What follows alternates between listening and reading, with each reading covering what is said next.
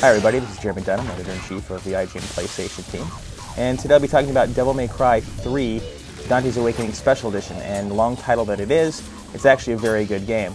Now if you have a sense of deja vu, that's for good reason. This game was released last March, and we've already actually done a really in-depth video review of the game last year. So if you are curious about kind of the gameplay mechanics and the things that make it tick, you might want to check that out. The whole focus of this piece is to talk about what's new in Special Editions, which is actually pretty extensive for what it is. Now the biggest addition this year, of course, is the addition of Vergil, Dante's evil twin brother, who was actually your opponent in the original version of Devil May Cry 3, but now you can actually play through him as the entire way through.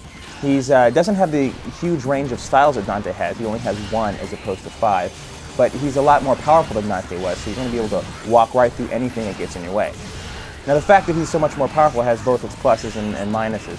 On the one hand, you have the fact that you can destroy everything really quickly, and you have this really nice sense of badass fever where you can go around and you're unstoppable. On the other hand, it takes away a little bit from Devil May Cry 3's original charm, which was trying to work your way through the intense challenge. And with that taken away a little bit, it's really not as intense as it used to be. A couple of other new little additions to the game as well. There's a brand new demo digest mode, and that allows you to watch all the movies you've unlocked, be they Dante's old movies or the brand new ones that they've put in there for Vergil. And there's Bloody Palace mode, which is essentially a huge arena level where you can fight waves and waves of enemies for up to almost 10,000 levels. It's actually pretty cool and a nice little feature. But the real question is this worth going back and picking up again? And that really depends on who you are.